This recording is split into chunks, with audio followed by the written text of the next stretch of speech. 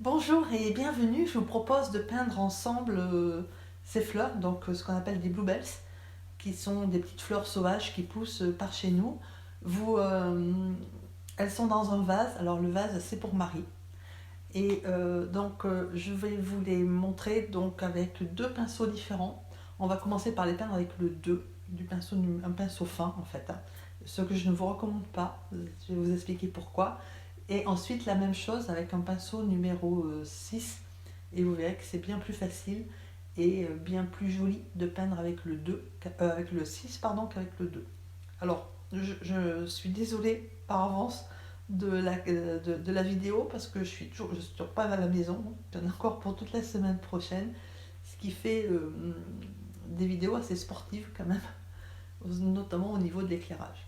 Alors j'ai trouvé comment orienter à peu près l'appareil pour pouvoir pour que ça me filme, pour éviter de filmer de côté, mais bon, l'éclairage, je fais ce que je peux en sachant que je suis vraiment très loin de chez moi.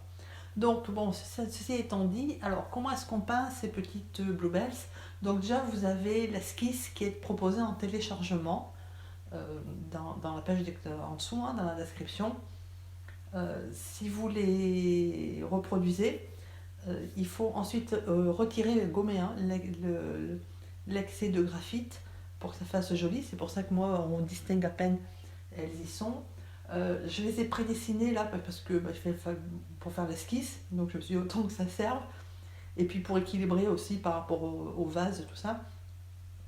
Mais si vous les faites surtout sans vase, je vous recommande en fait, enfin je vous conseille, de ne pas les dessiner en fait, de les dessiner au pinceau parce que c'est bien plus marrant, bien plus fun à faire que de les faire comme ça là en les prédessinant, ça c'est une première chose, et ensuite c'est très facile à faire. Alors comment on fait? Alors à la limite vous pouvez tracer la tige hein, qui va porter la rampe de fleurs si vous préférez. Sinon comment on fait? On prend le pinceau, donc alors déjà au niveau des couleurs, c'est du bleu de cobalt avec de la lizarine, en sachant que on mélange donc sur la partie de la palette où j'ai mélangé mes couleurs, j'ai j'ai du bleu avec un peu d'alizarine, et ensuite j'ai à côté, enfin sur le même carré, hein, il n'y a pas beaucoup de peinture à mettre là, du bleu avec un peu plus d'alizarine de manière à aller vers le mauve. Voilà. Et quand je trempe mon pinceau là pour faire mes fleurs, ben, je ne le trempe pas au même endroit, ce qui fait que ça me donne des nuances en fait que les bluebells ont naturellement, hein, puisque quand on les... Donc ça c'est une première chose. Au niveau de la tige en fait, et puis des feuilles, puisque c'est le vert, je le fais avec du bleu d'outre-mer. C'est le premier godet que vous avez sur le haut avec du jaune. Et donc là c'est pareil, plus vous mettez du bleu et plus le vert est foncé, moins vous mettez de bleu ou plus vous mettez de jaune, dans le sens que vous voulez. Et vous avez du vert clair. Voilà. Alors pour dessiner, si vous regardez, en fait on fait la forme de... C'est un V inversé, à part que le haut de la clochette, il est arrondi, hein, c'est pas le V en lettres capitales, hein, c'est un V arrondi. Et ensuite, donc à la base de la clochette, on fait des petites... le début d'une petite boucle, comme des petites... des cheveux qui rebiquent un peu là. Hop. Et ensuite, on continue, on peint sa hampe, alors soit en ajoutant de la couleur, soit en retirant pour donner des jeux de lumière. Alors, pourquoi c'est pas très... Le pinceau numéro 2 est pas adapté. Euh, Déjà parce que, en fait, si vous regardez, c'est une sacrée galère quand même, vu que pour faire une petite clochette qui est quand même toute petite, je m'y reprends à je sais pas combien de fois, et il faut rectifier parce que quand on le fait, même en faisant attention, même etc., le pinceau il est trop fin et du coup il pousse la peinture sur les bords et vous avez en fait les bords de la clochette, il y a plus de peinture, ça fait cette espèce de marque plus foncée qu'ailleurs. Et pour une fleur, c'est assez, enfin moi je trouve que c'est assez disgracieux. Voilà, c'est pas terrible. Et que ça demande quand même pas mal de coups de pinceau. Alors, pourquoi j'ai fait ça? D'abord parce que j'ai cru que j'avais oublié mon pinceau euh, à la maison. Voilà. Et donc, du coup, je me suis dit, je vais faire avec ce que j'ai, et donc le 2. Et puis après, au bout d'un moment, j'ai quand même, quand même un peu mieux regardé, et j'ai trouvé mon pinceau. Et là, en fait, si vous regardez, là j'ai le 6, et quand vous regardez comment c'est fait, en fait, avec le 6, en 2-3 coups de pinceau, vous avez votre clochette en fait. Voilà. Et du coup, elle est bien plus harmonieuse, bien plus jolie, et je dirais plus élégante en fait. Hein. C'est quand elle est faite avec le 6, parce qu'en fait, l'aquarelle, il vaut mieux pas trop quand même malaxer, entre guillemets, la peinture sur le papier. Donc moins vous y travaillez, mieux elle se porte. Et c'est pour ça que le pinceau numéro 6 est bien plus adapté. Voilà.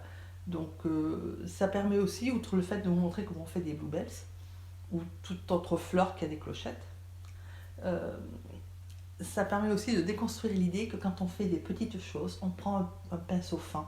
Non, en fait.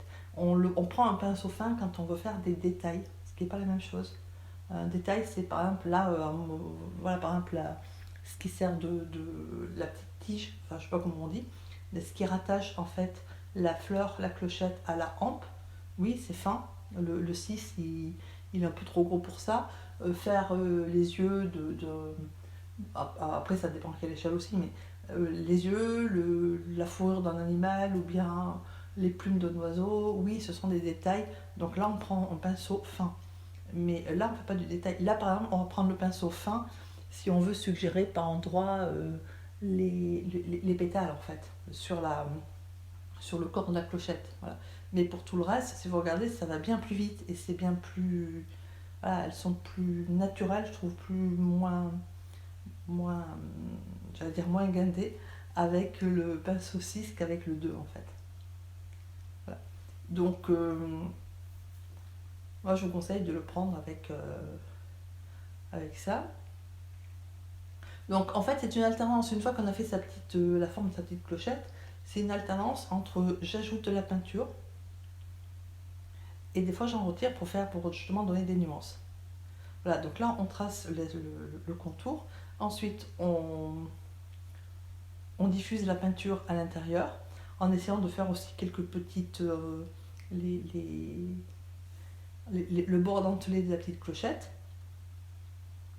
Alors on affine si on veut faire les petites, le bord des pétales avec le numéro 2 parce que là effectivement c'est quand même petit, le 6, voilà, ça fait un peu. La fleur est peut-être petite pour ça, mais vous voyez c'est bien plus rapide en fait à le faire avec le 6 qu'avec le 2. Donc là c'est pareil, là ce que je veux c'est affiner la terminaison du calice de la fleur et puis éventuellement dessiner, suggérer les pétales en fait. Voilà. Donc là je vais vous laisser regarder la hampe numéro 2 tranquille parce qu'en explication j'en ai pas plus que ça à vous apporter. Ce que je voulais vous dire, c'est surtout vous remercier de votre soutien et de votre fidélité. Si vous aimez cette vidéo, merci de la liker, de la partager. Merci également, un grand merci également à ceux dans la salle et ceux d'entre vous qui écrivez des commentaires parce que c'est très important pour YouTube. Voilà. Je vous rappelle aussi, et je vous y invite avec grand plaisir, à venir nous rejoindre dans le groupe privé Facebook si vous voulez échanger ou demander des conseils, échanger entre vous, donner vos astuces ou ou demander des conseils sur vos peintures. Alors, il est privé, déjà parce que pour être tranquille, ça c'est la première chose. Et la deuxième, parce que l'objectif, c'est pas de faire la galerie ou son voilà, promotion ou que sais-je d'autre. L'objectif, c'est de partager avec les autres ce qu'on fait, avec nous tous, et éventuellement demander un conseil voilà, sur quelque chose. Par exemple, je sais pas, j'ai un ciel, j'arrive pas à faire le nuage, ou voilà. ou j'arrive pas à faire le verre que je veux, enfin bon voilà, des questions comme ça. Ou bien vous pouvez aussi avoir des... Et donc tout le monde donne son avis forcément, tout le monde peut donner son avis. Et vous pouvez aussi, enfin je veux dire ce que j'aimerais aussi beaucoup, c'est que vous échangez aussi des astuces les uns et les unes avec les autres, de manière à progresser tous ensemble en fait. Je crois beaucoup à tout ce qui est partage et mise en commun parce que je pense que c'est important en fait. Hein, on peut pas, je veux dire, on est dans une société qui est très individualiste, mais je pense on perd de vue, on perd de vue certaines valeurs essentielles, dont celle du partage en fait. Bon, enfin bref, voilà. Donc je vous y convie avec grand plaisir si vous voulez venir. Dans les commentaires, n'hésitez pas non plus à poser des questions ou à suggérer, voilà, voilà, ou à donner votre avis tout simplement. J'y répondrai avec grand plaisir. Voilà, donc là je me tais jusqu'à ce qu'on ait fini les fleurs.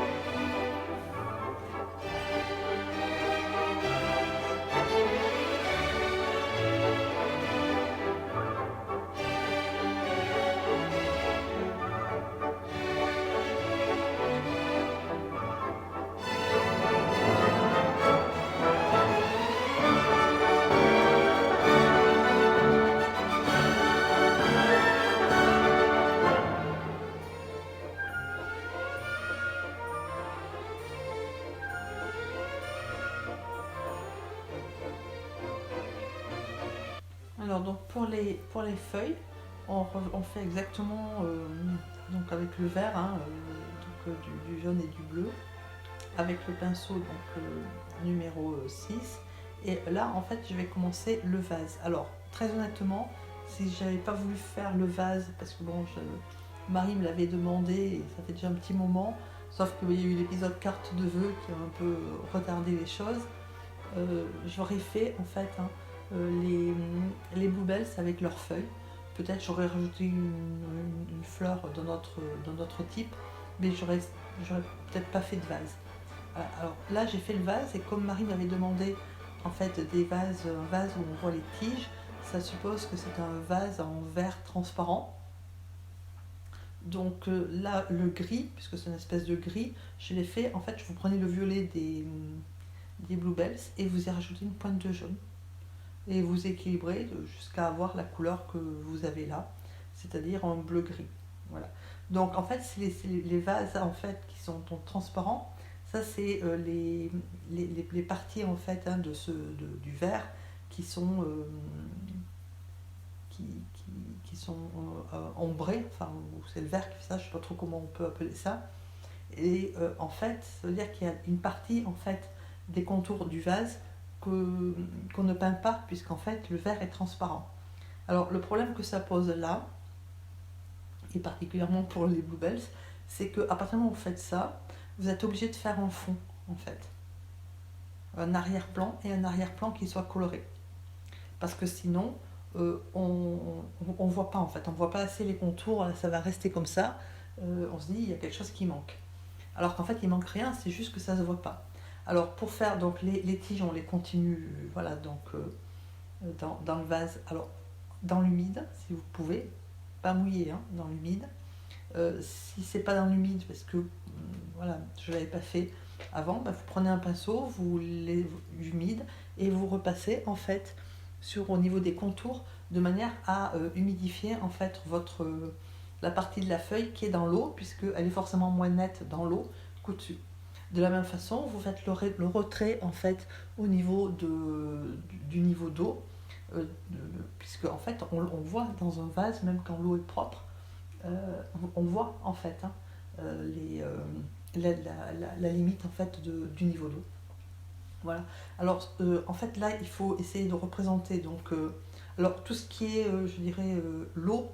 Alors l'eau je l'ai faite en fait c'est du vert avec une petite pointe d'alizarine, mais vraiment très très légère, justement pour pas que ça soit trop vert, et très très dilué, de manière à montrer qu'il y a de l'eau, parce que si on laisse tout blanc, c'est pas possible.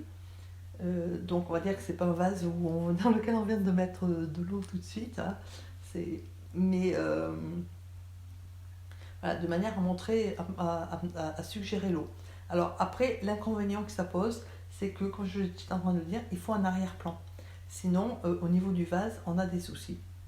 Alors, j'avais pensé au départ, quand j'ai commencé, je me suis dit, je vais mettre le vase posé devant une fenêtre. Alors, ça me résolvait le problème de la base, hein, c'est-à-dire en fait du support sur lequel est posé le vase. Par contre, ça m'embêtait beaucoup parce que si le vase est posé devant une fenêtre, il faut faire en fait l'extérieur, c'est-à-dire, moi tel que j'imaginais, plutôt en fait une pelouse. Voilà. Donc du verre. Et j'avais pas du tout envie de noyer mes bluebells dans du verre en fait. Voilà, alors c'est là que disons que j'ai fait sur la même aquarelle, j'ai fait deux choses. J'ai fait les bluebells parce que je ne voyais pas trop l'intérêt de faire un vase vide, et puis j'ai fait le vase. Mais encore une fois, si je n'avais pas voulu faire le vase, j'aurais fait que mes petites bluebells là, avec leurs petites tiges, peut-être terminées par un ruban ou un bouquet un peu avec un arrière-plan un peu plus flou, hein, mais voilà, je l'aurais pas fait comme ça, parce que là vous allez voir, du coup on est obligé de faire un arrière-plan de manière à faire ressortir le vase, et encore je trouve que même une fois fini, l'arrière-plan est quand même encore clair en valeur par rapport en fait à voilà, ce qui devrait être. Mais je voulais pas non plus avoir un arrière-plan qui soit trop coloré, trop fort en couleur et en valeur, parce que le sujet principal, ce sont les bluebells en fait, hein, c'est pas l'arrière-plan. Voilà, bon. Donc là, on continue à construire son vase. Donc là, on suggère en fait hein, le bord du vase, puisqu'il il est de trois quarts en fait, hein, il n'est pas de face.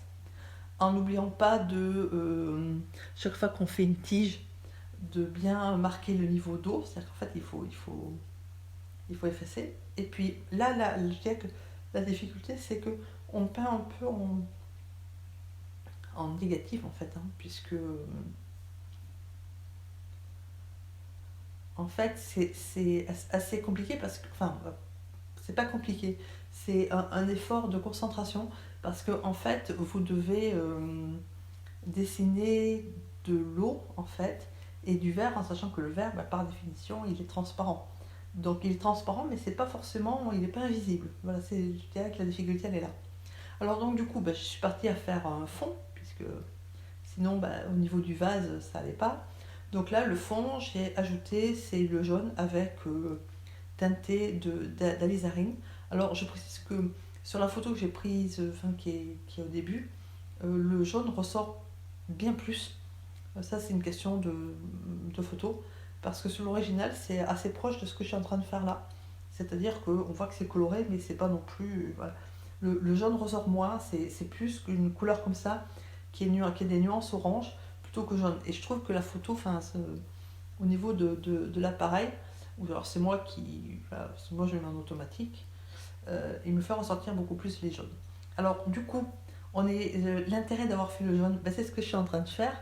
C'est-à-dire qu'en arrière-plan, on voit en fait forcément ce qui est derrière le vase. Voilà. Donc, c'est l'intérêt en fait, puisque ça suggère que le verre est transparent en fait. Voilà pourquoi il me fallait un fond derrière. Donc après, on continue à construire donc son vase. Alors, je précise que les bords du vase, ils sont pas. D'abord, ils sont entrecoupés, hein, ils sont pas continus. Et ensuite, ils sont d'épaisseur variable. Et des fois, voilà. Donc, c'est fait exprès parce que si vous regardez ce genre de vase qu'on trouve, que ce soit les vases en cristal ou les vases en verre, alors, je sais pas comment dire, c'est les vases qui sont. Enfin, qui ressemblent à des verres en cristal, des vases en cristal sans être du cristal, c'est des verres, des vases, quand vous les posez, vous voyez en fait, hein, c'est des zones d'ombre qui sont assez irrégulières, qui sont. Voilà, donc c'est ce qu'on représente. Alors forcément, à partir du moment où on fait un fond, un arrière-plan au niveau du vase, ben, on est obligé de le faire en hauteur aussi. Voilà, donc ben, je l'ai fait. Et puis sur la base, donc du coup, j'ai pas voulu faire de marron parce que je trouvais que ce serait un peu tout tristouné. Donc j'ai fait, en fait, j'ai supposé que c'était posé sur une table ou une étagère qui était en fait, qui avait un apperon ou voilà, une nappe, ce que vous voulez, violet. Alors pas violet, c'est violet mauve, hein, c'est-à-dire que c'est les mêmes couleurs qu'on appelle ça, pour les bluebells, mais par contre pas uniforme, le violet, parce que l'intérêt c'est de donner des nuances de couleurs en fait. Des nuances entre le bleu, le rose, le violet, etc. Voilà. Et donc du coup, on rajoute un petit peu de violet, mais pas du violet, au niveau de l'eau du vase, en sachant qu'elle est un peu plus foncée, mais que ça ne peut pas être du violet vraiment, pour deux raisons.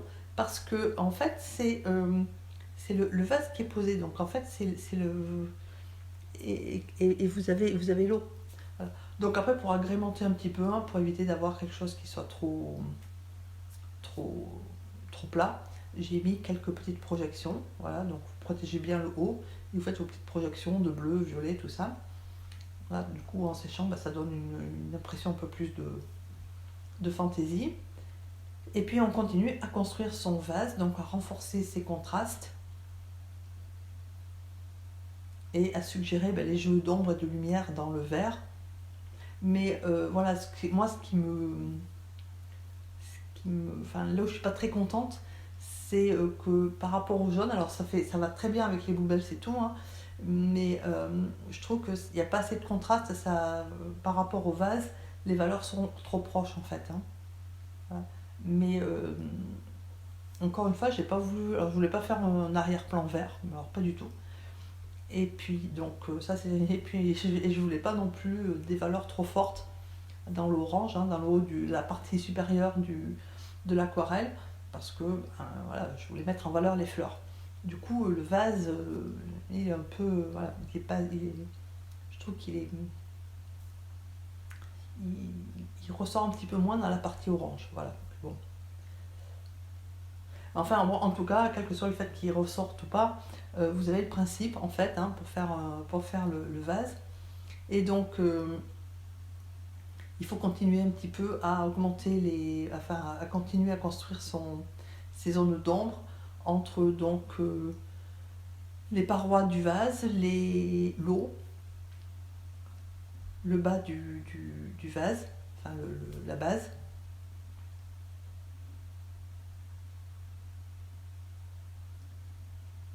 en sachant donc que la lumière vient de l'arrière, puisque voilà. Et donc là, pour renforcer un petit peu les contrastes, j'ai pris un petit peu de titane blanc. Hein. Donc là, si vous n'avez pas de titane, vous prenez de la gouache, de manière à renforcer les parties un petit peu donc, du vert, hein, qui sont bien blanches, de manière à essayer d'augmenter un peu les contrastes et de montrer, en fait, de suggérer le vert. Voilà, donc cette vidéo est quasiment terminée. Je vous remercie de l'avoir suivie. Je suis encore très désolée de l'éclairage, etc. Voilà, donc il y en a encore pour une semaine, hein, c'est-à-dire que les 2 prochaines, elles seront dans le même style. Et après, on reprendra, bon, j'espère que je pourrai après rentrer chez moi. Donc je vous souhaite une excellente journée et je vous dis à bientôt.